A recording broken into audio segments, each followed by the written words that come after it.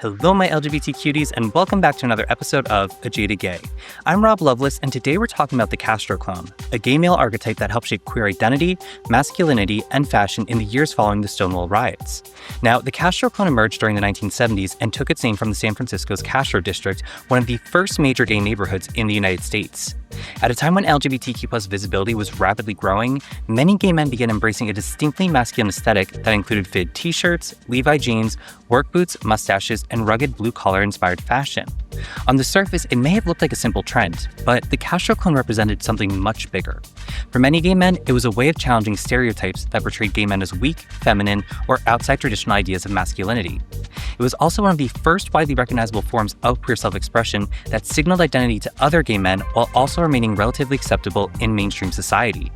The look became so influential that it spread far beyond San Francisco. It appeared in gay media, artwork, nightlife, and even popular culture through groups like the Village People. The hypermasculine imagery of construction workers, cowboys, sailors, and leathermen became iconic symbols of a generation. But the Castro Clone wasn't without controversy. Critics argued that while it challenged some stereotypes, it also created new expectations on how gay men should look and behave. Some believed it elevated a narrow version of masculinity while marginalizing people who were more feminine, gender nonconforming, or didn't fit the idealized body type associated with the look. And those conversations continue today. Questions about masculinity, identity, conformity, and self-expression remain important within LGBTQ+ communities. What makes the Castro Clone particularly fascinating is that it reflects both the progress and growing pains of a community trying to define itself in a rapidly changing world.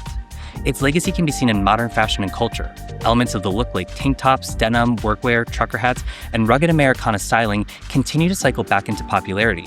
But today, many queer people are reclaiming those aesthetics in ways that feel more inclusive and personal rather than conforming to a single ideal. The story of the Castro Clone isn't really about clones. It's about how LGBTQ+ people have navigated visibility, belonging, and identity throughout history, and how each generation continues to redefine what authenticity looks like for itself. So if you want to learn more about the Castro Clone, queer masculinity, and the lasting impact this archetype had on LGBTQ+ culture, check out the podcast episode and blog post linked below. And remember, every day is all we have, so you gotta make your own happiness.